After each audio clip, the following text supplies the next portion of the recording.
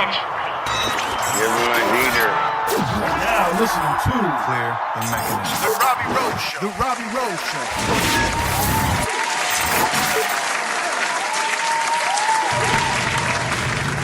Yo, what's going on, guys? It's your boy Robbie Rowland here on The Robbie Rose Show.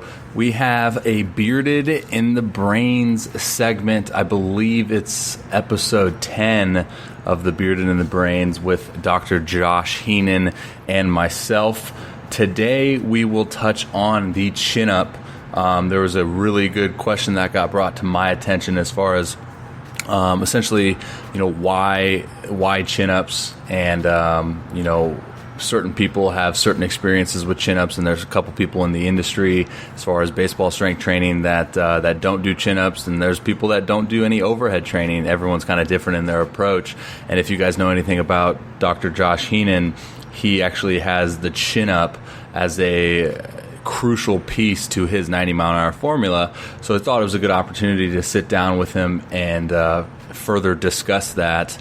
I encourage you guys to head on over to therobbieroshow.com/bearded brains, BEARDEDBRAINS. That is where you'll find all of the previous podcasts and all of the future podcasts that Dr. Josh Heenan and I will do together. I get a lot of questions, on Instagram or emails, and they're all really good questions from followers or new followers, whatever. And honestly, 80 to 90% of the time, the answers are in one of these podcast segments that Dr. Josh Heenan and I have done together. Like I said, this will be the 10th one talking about the chin-ups, but we've done other ones such as dissecting the entire 90-mile-an-hour formula, nutrition, manipulating body weight, old school, new school type training, in-season versus off-season training, what age you should start training, supplements, how to stand out, showcases, controlling volume, all of that good stuff, man, is all in there. Like I said, therobbieroshow.com/bearded brains, and you'll find a lot of valuable information there. So without further ado, let's get to this podcast with Dr. Josh Heenan, and I encourage you guys who have yet to subscribe to the Robbie Rose Show podcast, you guys do that ASAP and not miss out on any informational, educational, instructional content. If there's something that I don't know, I bring on somebody that can further elaborate on a topic that I don't know, which is the coolest thing about podcasting, like I do with Dr. Josh Heenan. A lot of the stuff that he's specialized in, I really don't have any idea, but it's cool to hold a conversation with the guy and provide you guys with that information. So, like I said, if you have yet to do so, please subscribe to The Robbie Rose Show. You can check it out. I mean, I don't know what platform you're listening to it on, but Apple Podcasts, Spotify, Google Play, all that good stuff. And so hope you guys enjoyed this episode with Dr. Josh Heenan and myself explaining the importance behind the chin-up. Enjoy, guys. Thanks for joining, guys. We are live. Cool. Okay, like I said, thank you guys for joining on Instagram. Today's podcast topic is a question that got brought to my attention, and rightfully so, since I am dealing with a lat injury / rehab. Someone reached out and saw my training video and asked the question of pull-ups, chin-ups. It's a popular topic, I would say, within the baseball industry as far as why do we do chin-ups? Because kind of not as mainstream, I guess, as other particular exercises. And me being with the 90-mile-an-hour formula guy and having chin-ups as a requirement, I thought it was a good opportunity to further elaborate on why you like chin-ups and why you believe that we should do them. So let's first talk about the formula for 2 seconds. 2 seconds. 2 seconds. Yeah, we all know how that goes. So the formula, I believe, is misinterpreted often on that is how we train and how we look at our athletes all the time. It is one big component that we look at to make sure that you have the qualities to be able to throw 90 or be able to control yourself well through those ranges of motion. So the chin-up is one of the requirements. It's also, according to our small sample size study of 336 athletes, pitchers, that doing exponentially more chin-ups gives you a reduced risk of UCL injury. Now, that is not peer-reviewed, so that is not scientific data. This is just correlations that we've seen, and we've seen them regularly. So the first thing is, the formula is only one way to look at it, and we're looking at the gross ability of our athletes to be able to move. The next piece that you bring up, the chin-up, on terms of having a lat issue and not being able to do them or not doing them a lot of times in season, I think is an important one.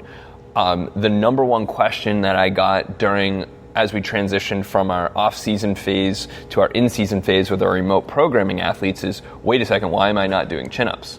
And I would say probably 30-40% of them ask that question. And the reason is because you're ramping up volume of your throwing, which means you're going to be decelerating with your lat more, which means you have a lot of extra volume on that lat, and we need to make sure that you're not going to increase your odds of getting injured. So that's how I look at it. We got to tease it in at just the right moment. I don't want to jump any further than that yet, but where do you want to go with this in terms of what's your next question? What I was going to interrupt you and ask was when you were going through the process of identifying all your numbers and your statistics on your formula. Yep. Did you segment chin-ups as far as what you saw? It was absolutely a piece that it was. Whenever we teased out pieces, if I didn't worry about the chin-up on an athlete that could reverse lunges and deadlifts, the chin-up, if that wasn't a part of the formula in the component that we're looking at, we either had shoulder elbow issues or they weren't throwing hard. So that's a big piece that it's a huge talk about was we're not just looking at the entire formula when we look at your statistics. You're actually teasing out certain exercises and certain components of the formula, right, and going, okay, well, that is a main piece because when we took it out, we saw this and this and that. Right. And Brian just asked a good question that leads right into what we're talking about. What about someone with long limbs? What about someone that's different? Some people have really, really long legs. Someone with a lot of body weight. Absolutely. I don't discriminate. I don't care if you're a girl or a guy. I don't care if you have long legs, long arms, short arms. We're just looking at how you move, and we're looking for qualities. When you go to throw a baseball, if you go to throw a baseball at 100% effort, and I go to throw a baseball at 100% effort, we're going to have much of the same activation in different musculature depending on how strong we are, depending on how well we move. All of these things, we're looking for quality of movement, we're looking for quality of biomechanics, quality of throwing mechanics, and then the ability to either accelerate or decelerate the body. So limb length, that's what I love about the formula, is that we have tall athletes. We have guys that are 6'7", 6'9", and they're like, well, I don't really like to deadlift off the floor. Long term, there's a great argument to be made for chin-ups and deadlifts being a very challenging, often disadvantageous exercise for someone that has to move their body that long. But when you get fully extended, when you go to throw a baseball, your front leg is locked out, you're extending your arm, you're trying to really elicit that last bit of velocity. Mm-hmm. That's our starting position for our deadlift. Mm-hmm. That's our ending position for our chin-up. That's essentially the same for no matter what the athlete is. I don't care if you're tall. If you're tall and long, it's okay. You got to work with that. It's like being short and fat. I don't care if you... What you have is what you have. Right, exactly. So those are things that you look at. Who's going to have, more often going to have a UCL tear? A UCL tear is going to come from someone that throws harder, which means they probably have increased body weight, and they have a ton of force output, and they may not have enough either biomechanically efficient movement mechanics, or... And their arm is going so fast, if you think about it that way, the decelerator... that's what I was always told in super layman's terms was the lat obviously doing a ton of work within the throwing motion, but the majority of it is you got to decelerate. Absolutely. And guys that have super lightning quick arm speed Right. will be more susceptible to that type of injury because they have to decelerate more. Right. So if we're going to kind of slide right into the in-season stuff and throwing, there's two big factors I'm always looking at besides the overriding factor of the number one thing we want is to make sure our athletes are on the field healthy, able to perform at their maximum capacity. So they're not injured. That's my number one thing. If you're injured, then I'm sorry, that's like, we need to fix that. Outside of that, it's what is the largest domino risk factor for that athlete? If we have an athlete that comes in and can't do a chin-up, if they can't decelerate from their bicep and their decelerators of their lat, external rotators of their shoulder, rhomboids, mid-trap, all that, and decelerate their arm nice and long in a chin-up, I think that's a huge risk factor. We see plenty of guys that can't do chin-ups, that come and can't do full chin-ups where they're actually extending their arm all the way and have either elbow pain or end up having an elbow surgery. We see that very regularly. So to me, that's a huge risk factor that we want to negate. Once you can do a chin-up, then we start to tease in and say, what is the next risk factor? If we have someone that can do a handful of chin-ups, they're new to our program, they can do a handful of chin-ups, and they just start ramping up throwing, we're probably going to take chin-ups out. We're probably going to hit exercises that are going to work on training the external rotators more so, and more so than our lats, which is an internal rotator to control our deceleration. So it's a teasing event. Usually a couple of cycles into our in-season is when we start to tease in some chin-ups. It always comes down to me, what is the risk factor? What's more of a liability? You not being able to decelerate your body and do a chin-up? I think that's a huge one. Or is it the fact that you're like, hey, now I can do 5 chin-ups. I'm Robbie Rowe. I'm 235 pounds. I can do 5 chin-ups without any issues. I'm completely pain-free. I'm going to crush chin-ups in season. Is that really what you want to do? Why are you going to crush chin-ups in season when we know that you're every single day pretty much, you're decelerating your arm at a very high capacity and you're going to start to tug on that lat, which then comes into, are you becoming more lat dominant? Are you decelerating from your lat because we've quote unquote overtrained your lat to be the decelerator to try to control your arm and use it almost too much? And that's where I think a lot of lat issues come from. So it's work management. Absolutely, exactly. It comes down to work management. It comes down to mechanics. It comes down to the ability to control yourself. Yeah. So I don't know if this is an unfair question or not, but like, what is the negative connotation of chin-ups within the baseball industry? I think a part of it is there's a couple of pieces. One is your bicep directly connects to your labrum. So when you hear someone say they have a labral tear, it's usually a slap tear, which is a superior labrum tear on the anterior portion of the shoulder. That is directly connecting to the bicep, which means the chin-ups could irritate that. Absolutely, 100%, I couldn't agree more. Mm-hmm. My issue is that if you can't decelerate your arm using a chin-up, then and it causes issues at the shoulder, you probably have an underlying shoulder thing that needs to be addressed through whether it be surgery or conservative rehab or some issue that needs to be addressed before you start throwing. Because if you get irritated just by doing a chin-up, throwing at 90, 95 miles an hour is probably going to irritate that even more. Mm-hmm. The other thing that we see is that people are not using... I think chin-ups get lumped into, it's just like weighted balls. Weighted balls get lumped into, my friend, I have 3 friends that did a velocity camp and now they use weighted balls and they all blew their elbow. Well, maybe they all have garbage mechanics. Well, yeah, maybe that's anything in the industry. But how many times have you worked with me and seen me working with another athlete and I'm like, whoa. We need to overhaul your chin-ups because you're not even getting the extension of your arm, or you're reaching with your neck, and the positions that you're using in your chin-up are not the positions that we want to train you for to prepare you to be on the mound or on the field. It's about the movement that you're using. So if you're using a really clear-cut, good, biomechanically efficient movement, that means you're probably going to elicit all the right muscles at the right times to have the trunk stability that we're trying to train.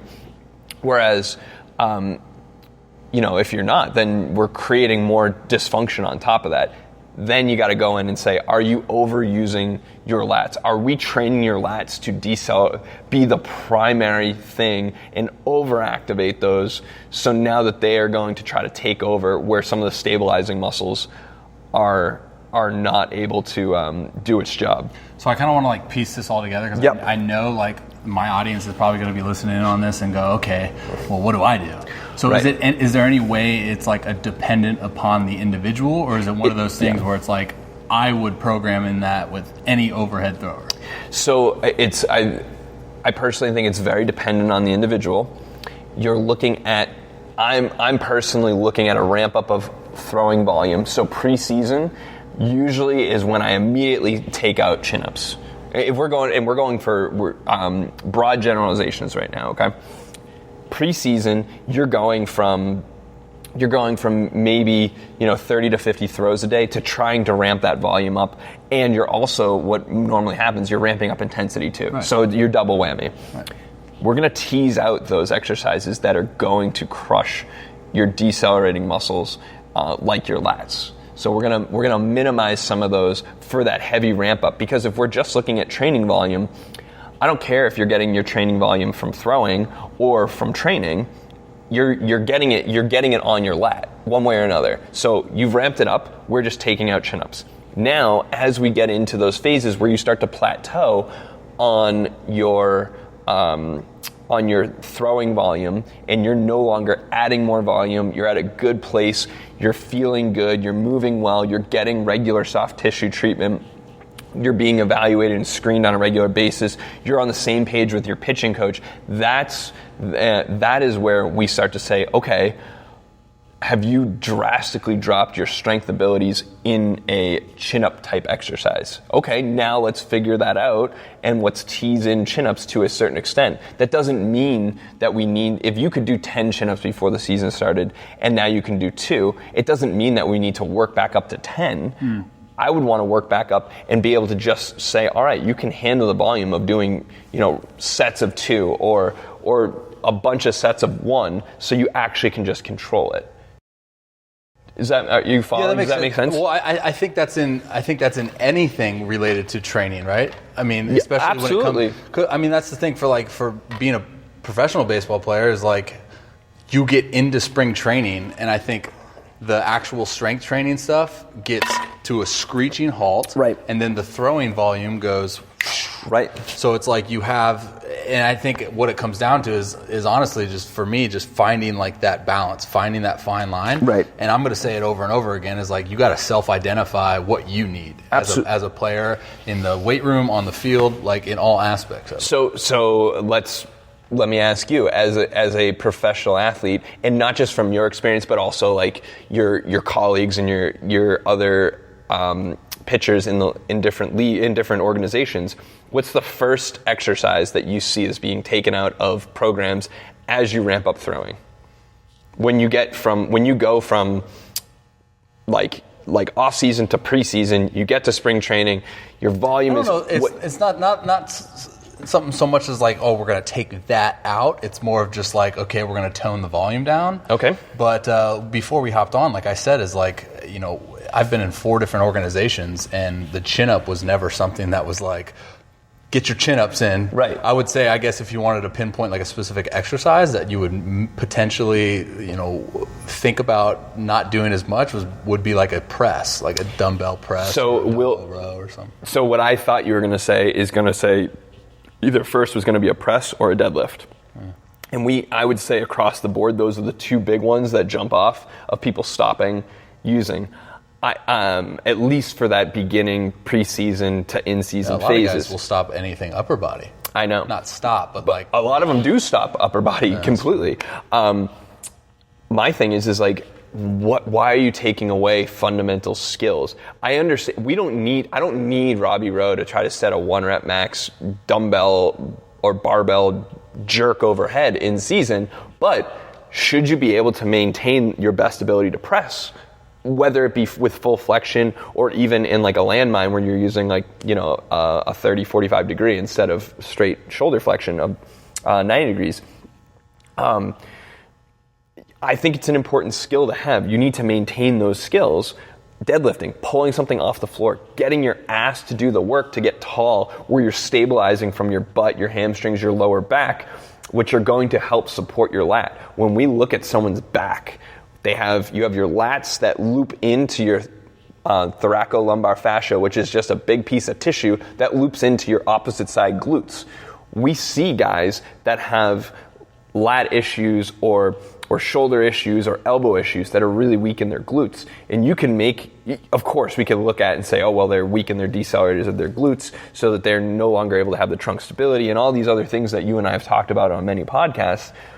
But to me, there's a component of if you can't stabilize your butt and that lower part of your back with those tissues, you're going to be trying to stabilize your front side deceleration instead of from your glutes and your lower back, from your lats. So it all plays together. Yeah. So to me, I think it's important to have the deadlift be somehow teased into your programming. It could be a single leg deadlift where you're only using a third of the weight you normally do, and you're stabilizing your trunk and you're still decelerating, but there's so many ways to look at it, and I think it's really tough with a lot of organizations that don't seem to invest long-term into the quality and high caliber and the volume of training staff, whether that's strength training, athletic training, therapy, it doesn't matter, that whole medical side of it, as much as they should, because a Robbie Rowe coming off of a lat tear is going to be very different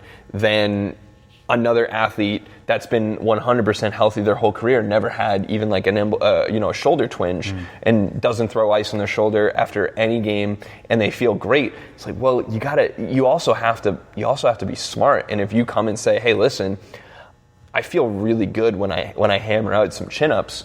If we screen you and you have the strength, mobility, you're getting regular soft tissue work, your volume of throwing isn't increasing that much, and you feel better, I think that piece is really important, and it's devalued in our industry because it's anecdotal. Well, shit, you got to live in your body. Yeah. I don't know. I know what I think you're going to be able to do, and I know how you move, and I feel like I'm pretty in touch with that because I work with you so much.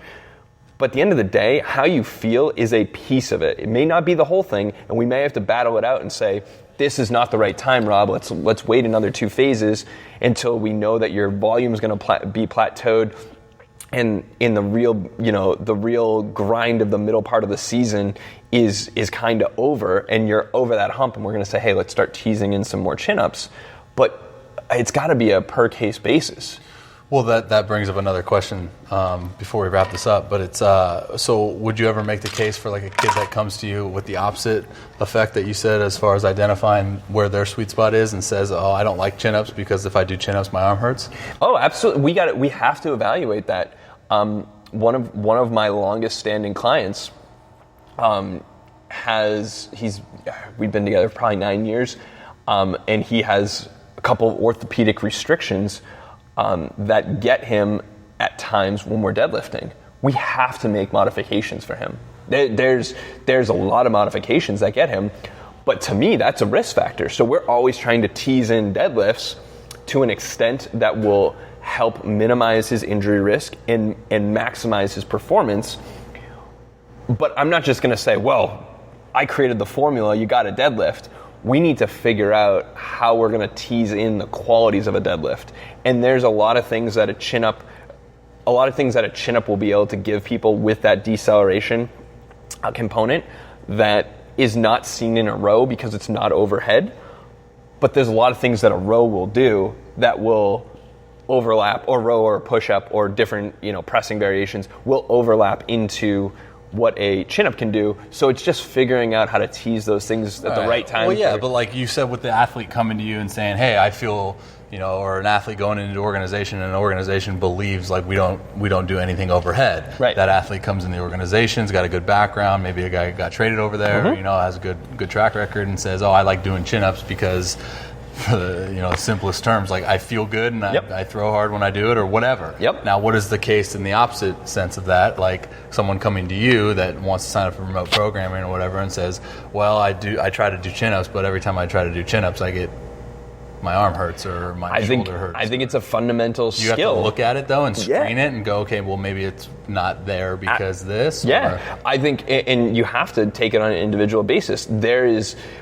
You are a great case study on this because you do not have full elbow extension. Right. There can be great arguments made that maybe we shouldn't do chin-ups with you because you can't get your chest to the bar. You're close, but you're not there. Right. You're never going to be there because orthopedically you have an elbow restriction.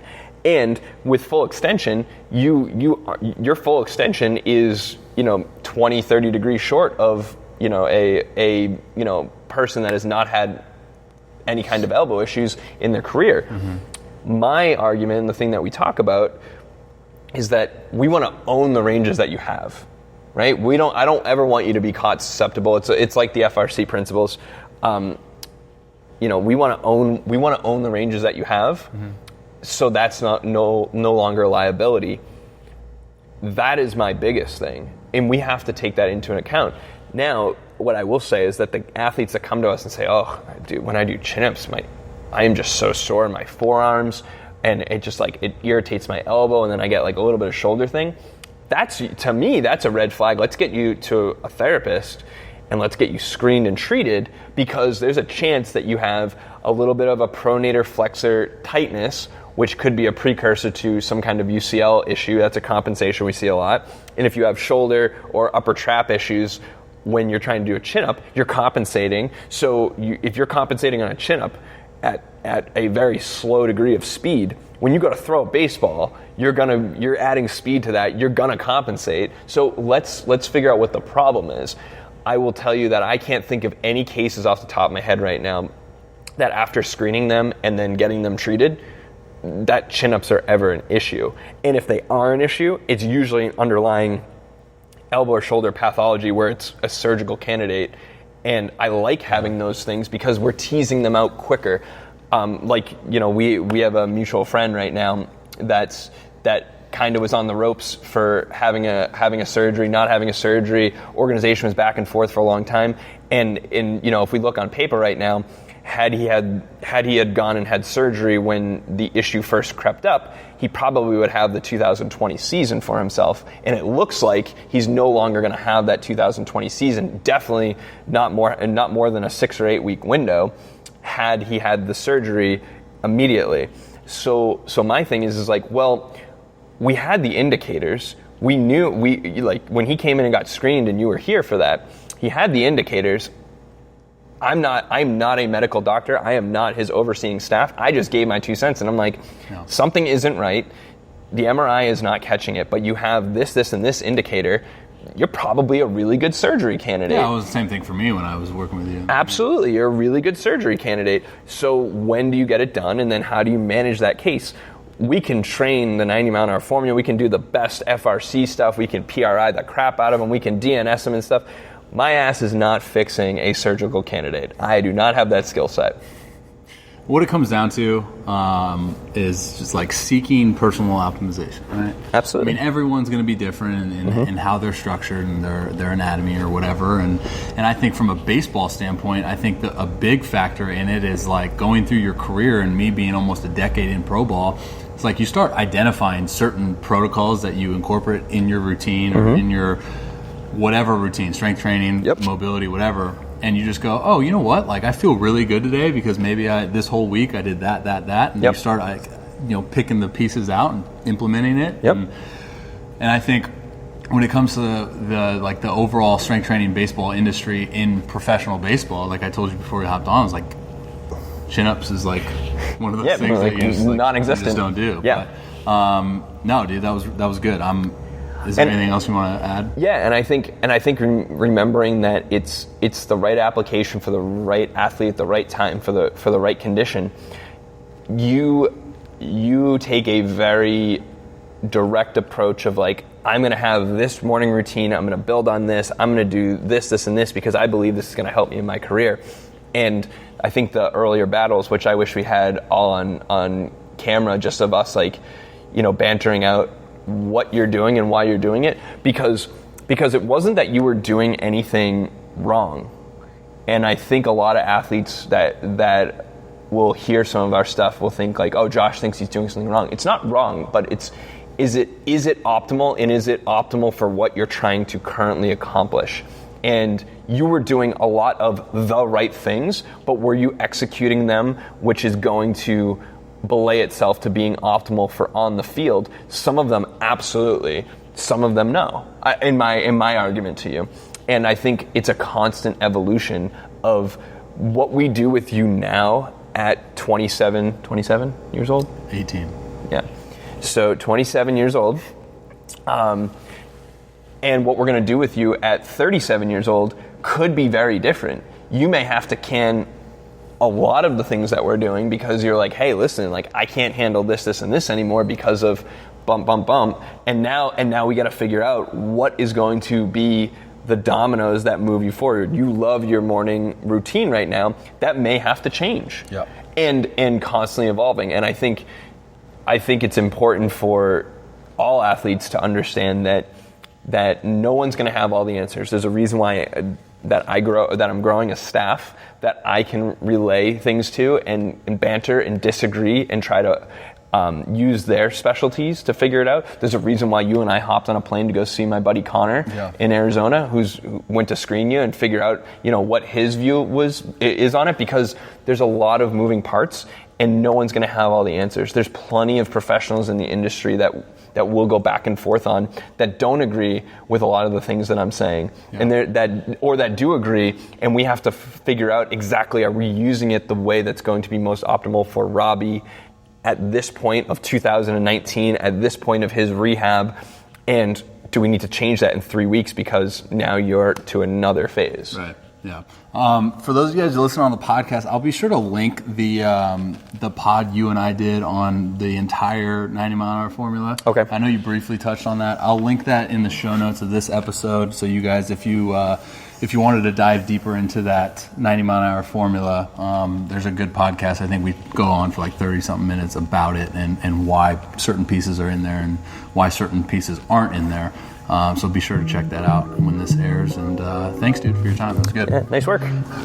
Hey, guys, thanks for listening. I also want to include, I forgot to include it in the pre-roll, but if you're interested in remote programming, remote training with Dr. Heenan and Advanced Therapy Performance, I could save you $100 on your sign-up fee. So head over to the show notes. Like I said, therobbieroshow.com/beardedbrains010 will be the show notes for this specific episode. Head on over there, scroll down on the page, and you'll see a little segment in which I talk about how I can go about saving you that $100. So if you are interested in doing that, I'd highly encourage you to explore that option. All right, guys, much love. As always, thanks for listening. If you like this episode, let me know. Leave a review on whatever platform you're listening to it on. And until next time, see you guys.